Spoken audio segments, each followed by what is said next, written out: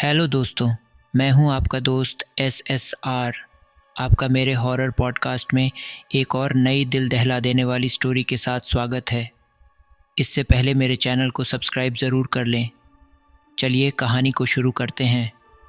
ये कहानी मेरे एक दोस्त के रिलेटिव के साथ सर्दियों में घटित एक असामान्य रात की है। मेरे दोस्त के रिलेटिव उत्तर प्रदेश के किसी कस्बे में रहते थे। वह परिवार सर्दियों की एक रात में शादी अटेंड करके वापस लौट रहा था। कार में 6 लोग सवार थे। रात काफ़ी हो चुकी थी। कोहरा घना होने के साथ बादल भी घिरे हुए थे, जिससे चारों तरफ स्याह अंधेरा पसरा हुआ था। कार सड़क पर तेज़ गति से दौड़ रही थी। सभी सदस्य आपस में शादी में बिताए खास लम्हे के अनुभव शेयर कर रहे थे। कार में खूब चहल पहल थी, लेकिन कार को ड्राइव कर रहे सागर अपना ध्यान कार पर ही केंद्रित किए हुए थे। थोड़ी देर बाद बारिश प्रारंभ हो चुकी थी। सागर झमाझम बारिश में कार को तेज़ गति से दौड़ा रहा था। बारिश इतनी तेज़ थी कि सड़क पर सामने कुछ भी नहीं दिखाई दे रहा था। कार के विंडो ग्लास पर जमी बारीक पानी की बूंदों के बीच में बरसात का पानी लकीरें बना रहा था। परिवार के सारे सदस्य अब बिल्कुल शांत थे, क्योंकि बरसात अपने विकराल रूप में आ चुकी थी, वो भी असमय सर्दियों में। चारों तरफ बस बरसात की बूंदें और उसका शोर ही मौजूद था। हालांकि कार के सभी विंडो ग्लास बंद होने के कारण धड़ाधड़ पानी को साफ कर रहे वाइपर की आवाज़ के अलावा बाहर की कोई आवाज़ अंदर सुनाई नहीं दे रही थी। सब शांत बैठकर सामने देख रहे थे। बारिश तेज़ होने के कारण रास्ते में कुछ भी नहीं दिखाई दे रहा था। सागर बेटा, शॉर्टकट ले लो। मौसम ख़राब है और यह सड़क व्यस्त रहती है, तो यहाँ पर आगे ट्रैफिक जाम हो सकता है। गाड़ी में बैठे परिवार के वरिष्ठ सदस्य श्यामा प्रसाद ने अपने बेटे सागर से कहा, बाबूजी, शॉर्टकट तो जंगल से गुजरता है। इतनी रात को वो रास्ता सुनसान होगा। सागर ने असहजता प्रकट करते हुए कहा। सागर ने गाड़ी को धीमा कर सड़क के किनारे रोक लिया। बारिश थमने का नाम नहीं ले रही थी। तभी तो बोल रहा हूँ, इसी बारिश में अगर भगवान न करे ट्रैफिक जाम में फंस गए तो क्या होगा। उसमें बैठी लड़की महक ने बाहर के नज़ारे का मुआयना करने के लिए विंडो ग्लास हाफ डाउन किया, लेकिन तभी तेज़ हवा पानी के फुहार के साथ कार में प्रवेश कर गई। सर्दी का मौसम था। महक के पास ही में बैठे उसके भाई कार्तिक, जो कि हेडफोन लगाए गाना सुनने में मकसूल था, ठंडी फुहार के स्पर्श से झटके से हेडफोन निकालकर महक की ओर देखने लगा। अरे यार महक, बाहर कितनी तेज़ बारिश हो रही है, तूफ़ान भी आया हुआ है। तुझे क्या ज़रूरत है विंडो ओपन करने की। महक ने हंसते हुए तुरंत खिड़की बंद कर दी। महक परिवार में सबसे छोटी और सबकी लाडली थी। सागर बेटा, मुझे तो अपनी टैबलेट लेनी थी, शुगर की। शर्मा जी के यहाँ मीठा कुछ ज़्यादा ही हो गया है। सागर की माँ और महक, कार्तिक की दादी ने पानी की बोतल से पानी के 2 घूंट अपने गले में उतारते हुए कहा, ठीक है बाबूजी, आगे उसी रास्ते से जाएंगे। इतना कहते हुए सागर ने कार को जंगल वाले रास्ते की ओर मोड़ दी। कार तेज़ी से अपने गंतव्य की ओर दौड़ रही थी। कार की अंदर वाली लाइट ऑफ थी। सब शांति से सामने सड़क की ओर देख रहे थे। वाकई में जंगल वाला रास्ता बिल्कुल सुना था।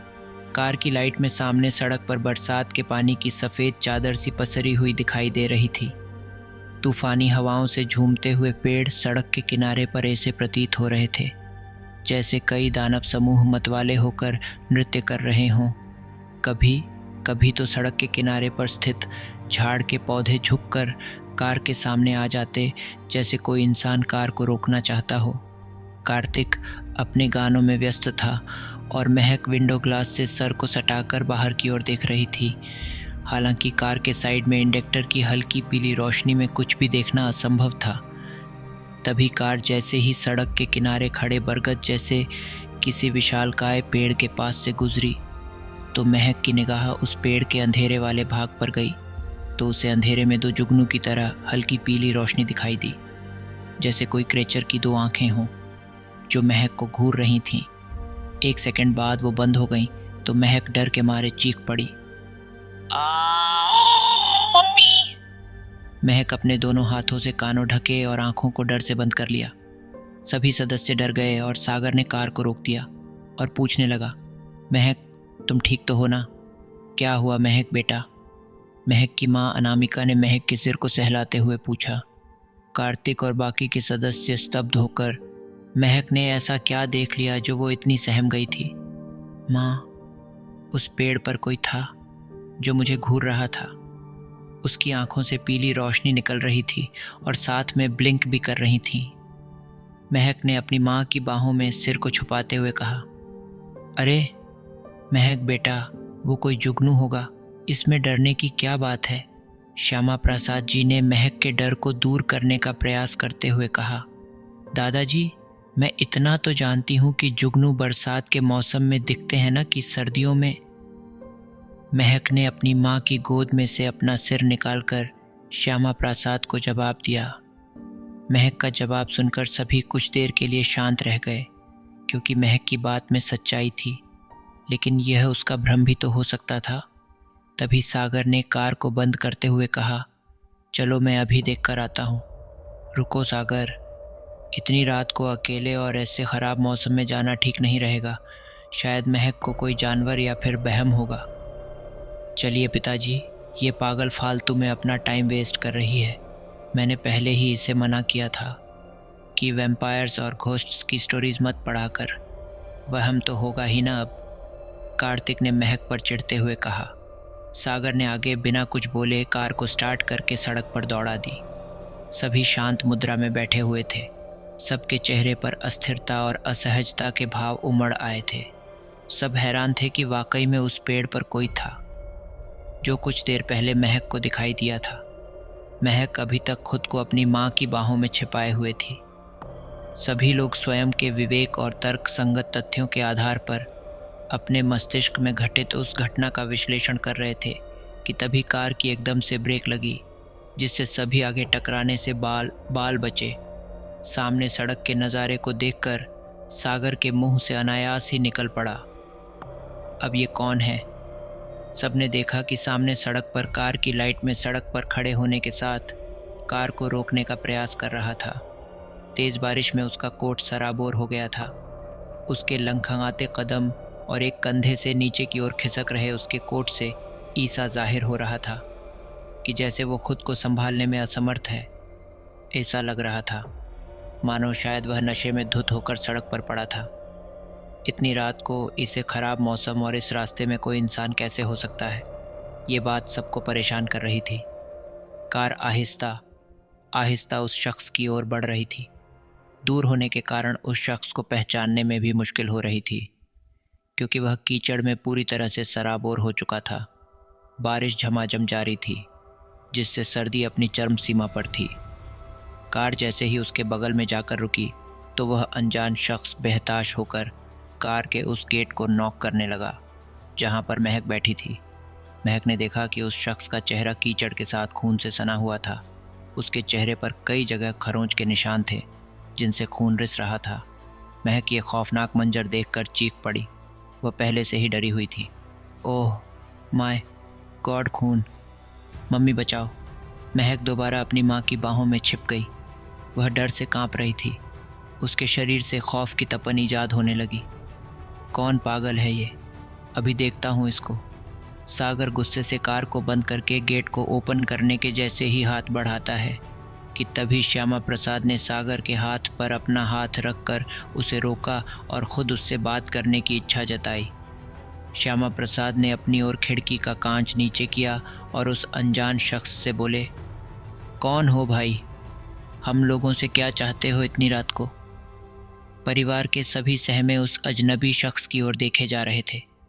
श्यामा प्रसाद की बात सुनकर वह शख्स कार का सहारा लेता हुआ उनके पास आया और हाँफता हुआ बोला, भाई साहब, आगे मेरी कार का एक्सीडेंट हो गया है। उसमें मेरी बीबी और बच्ची हैं। भाई साहब, कार खाई में गिर गई है। उसमें दोनों फंस चुके हैं। भाई साहब, आपसे मेरी हाथ जोड़कर विनती है, मेरी बीबी और बच्ची को बचा लो। वह शख्स विलक विलक कर रो पड़ा और वह दोनों हाथ जोड़ते हुए वहीं सड़क पर बैठ गया। अरे भाई, तुम्हारी कार का कहाँ पर एक्सीडेंट हुआ है? बताओ, मुझे तो कहीं कोई कार दिखाई नहीं दे रही है। श्यामा प्रसाद ने कार के अंदर से ही अपनी नज़र को चारों ओर कार की तलाश में घुमाई, मगर उन्हें कुछ भी नज़र नहीं आया। भाई साहब, थोड़ी ही दूर सड़क के किनारे खाई है, उसमें मेरी कार अपना संतुलन खोकर गिर गई है। प्लीज़ भाई साहब, मेरी बीबी बच्ची को बचा लो। उनके सिवा मेरा इस दुनिया में कोई भी नहीं है। वह शख्स बिना सांस लिए जल्दी जल्दी बोले जा रहा था। वह काफ़ी घबराया हुआ लग रहा था। उसके चेहरे के भावों से तो वह कोई ठग या बदमाश नहीं लग रहा था। तुम्हारा खून भी काफ़ी बह रहा है। तुम्हारी कार कितनी दूर होगी यहाँ से? श्यामा प्रसाद ने उसकी सहायता हेतु तत्परता दिखाते हुए पूछा। यही कोई 1 किलोमीटर के लगभग, उस शख्स ने अपनी नज़र अंधेरे के आगोश में समाई सड़क पर डालते हुए कहा। भाई साहब, मुझे भी बिठा ले चलो, मैं उस जगह पर आपको ले चलूँगा, उस अजनबी शख्स ने दोबारा अनुरोध करते हुए कहा। उसकी बातों को सुनकर सभी लोग कुछ पल के लिए शांत होकर एक दूसरे की ओर देखने लगे। वो सोच रहे थे कि इतनी रात को और इससे डरावने जंगल में किसी अपरिचित व्यक्ति को अपनी कार में लिफ्ट देना उचित निर्णय होगा या फिर नहीं। तभी वह व्यक्ति तपाक से बोला, क्या सोच रहे हो? भाई साहब, मेरी बीबी बच्ची मर जाएगी भाई, भरोसा करो मुझ पर। चलो अंदर आ जाओ। तुम काफ़ी थके और डरे हुए लग रहे हो। तुम्हारी बीबी और बच्ची को कुछ नहीं होगा, हम लोग उन्हें बचा लेंगे। तुम्हारा खून भी बहुत बह गया है, तुम चलने के लायक नहीं हो। श्यामा प्रसाद ने कार का गेट खोलकर उसे सागर के पास बिठा दिया और ख़ुद बीच में बैठ गए। कार्तिक बेटा, तुम पीछे वाली सीट पर निकल जाओ। जी दादाजी।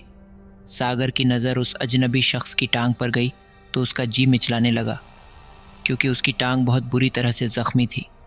उसने से ढेर सारा खून निकलकर सीट को रक्त रंजित कर रहा था। आश्चर्य की बात यह थी कि उस व्यक्ति के चेहरे पर अपनी बीबी और बच्ची की इतनी परवाह थी कि उसे अपना ज़ख्म और पीड़ा भी नहीं महसूस हो रही थी। वह बिना कुछ बोले उतावाला सा होकर सामने सड़क को देखे जा रहा था। लेकिन अंकल, आपको कोई और नहीं मिला और आप इतनी दूर कैसे आ गए, घायल होने पर भी? सागर ने आशंकित होकर पूछा। नहीं भाई, मैं बहुत देर से किसी व्यक्ति के आने का इंतज़ार कर रहा था, लेकिन कोई नहीं आया इस रास्ते पर। तकरीबन 1 मिनट बाद सागर को एक मोड़ के बाद सड़क के बाईं ओर अंधेरे में लाल और पीली रोशनी ब्लिंक करती हुई दिखी। शायद वही दुर्घटना स्थल था। तभी वह शख्स चिल्लाया, भाई साहब, वो रही मेरी कार, जल्दी चलिए, मेरी बीबी और बच्ची को बचा लीजिए। सागर की धड़कनें दुर्घटना स्थल के नज़दीक आते ही तेज़ हो रही थीं। बारिश अब थम चुकी थी। कभी कभी हवा के तेज़ झोंके से सड़क के किनारे खड़े पेड़ों की पत्तियों पर जमी वर्षा की बूंदें झड़कर बारिश होने का भ्रम उत्पन्न कर देती थीं। सागर ने उस अंधेरे से भरी खाई के पास कार रोक दी और महक के अलावा सभी लोग कार से तेज़ी से निकल पड़े। महक अभी हल्की नींद में थी। सागर ने सभी के साथ उस खाई की ओर अपने कदम बढ़ाए। उस खाई में अभी तक कार के इंडिकेटर की बीप के साथ उसकी ब्लिंक करती हुई रोशनी खाई से बाहर दिखाई दे रही थी। इसके साथ ही सड़क से एक छोटे से नाले का पानी शोर करता हुआ उस खाई में गिर रहा था। इससे मालूम होता था कि खाई बहुत गहरी है।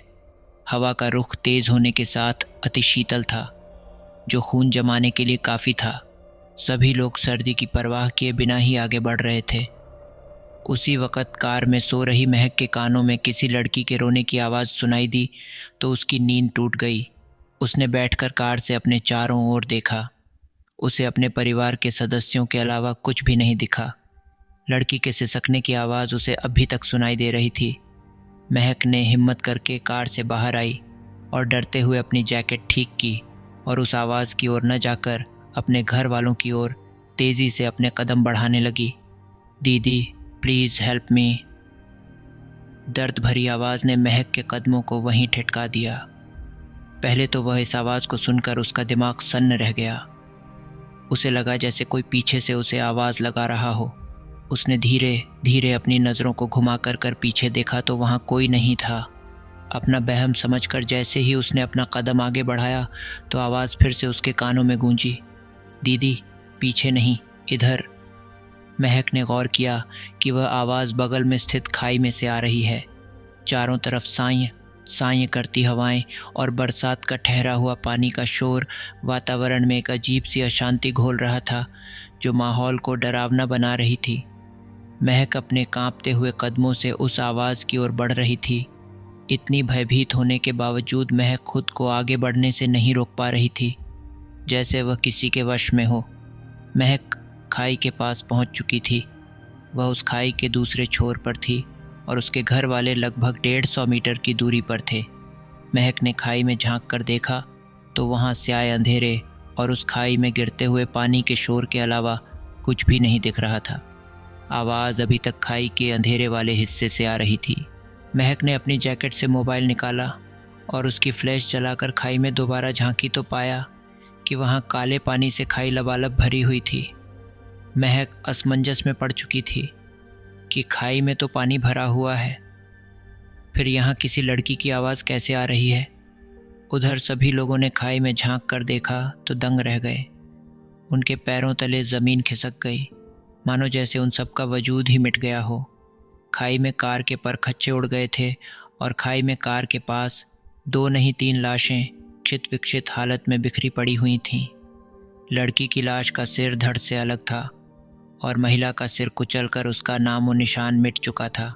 जब सब लोगों की नज़र तीसरी लाश पर पड़ी तो सबकी रूह सिहर उठी और सबका दिल ज़ोरों से धड़कने लगा, मानो दिल शरीर से बाहर निकल आएगा, क्योंकि तीसरी लाश उस शख्स की थी जो कुछ देर पहले उनके साथ कार में बैठकर आया था। वह इंसान नहीं बल्कि उस व्यक्ति की रूह थी। सभी लोगों ने मुड़कर अपने आसपास देखा तो सच में वह अजनबी वहाँ से गायब हो चुका था। सभी लोग भागो यहाँ से, यहाँ कोई इंसान नहीं, प्रेत आत्माएं हैं। सागर ने दौड़ते हुए आवाज़ लगाई। अनिष्ट की आशंका से भयभीत सभी लोग बदहवास हो अपनी कार की ओर दौड़े। जैसे ही सब लोग कार में बैठे तो उन्हें महक का ध्यान आया, जो कि न कार में थी और न ही उनके साथ। पिताजी, महक नहीं है, कार्तिक चिल्लाया। महक, कहाँ हो तुम? जल्दी यहाँ आओ, यहाँ कुछ ठीक नहीं हो रहा है, हमें अभी घर को निकलना है। श्यामा प्रसाद ने महक को आवाज़ लगाते हुए कहा।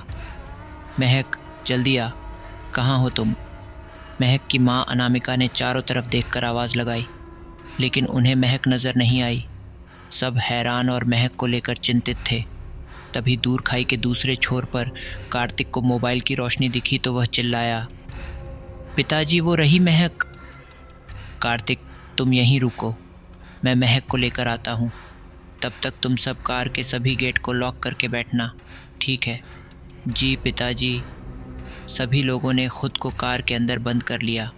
तभी तेज़ गंगाहट के साथ बारिश हल्की फुहार के रूप में शुरू हो चुकी थी, जो कभी भी अपना विकराल रूप धारण कर सकती थी। महक को उस मटमैले और काले पानी में कुछ हलचल सी महसूस हुई, जैसे कोई जानवर या इंसान दलदल से बाहर आ रहा हो। महक ने देखा कि वह वही लड़की थी जो उसे सहायता के लिए आवाज़ लगा रही थी। महक का खौफ से गला सूखने लगा था, सांसें गले में अटक कर रह गई थीं। इससे भी ज़्यादा महक को डर तब लगा जब उसने उस कीचड़ में सनी लड़की को बिना सिर के अपनी ओर रेंग कर आते हुए देखा। ऐसा खौफनाक दृश्य देखकर महक के मुंह से एक दहशत भरी चीख बुलंद हो गई। वह बेतहासा चीखते हुए अपनी कार की ओर मुड़ी। तभी उसने अपने सामने उसी शख्स को पाया जो कुछ देर पहले उसके साथ कार में आया था। उसे देख महक की संवेदनाओं में एक स्थिरता आई, जिससे उसने अपने डर पर कुछ हद तक काबू पा लिया।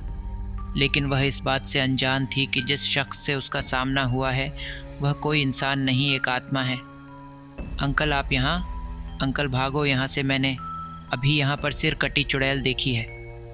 इतना कहकर महक वहाँ से भागने लगी। तभी उसे पीछे से एक डरावनी और कर्कश आवाज़ सुनाई दी, जिससे उसके कदम वहीं रुक गए।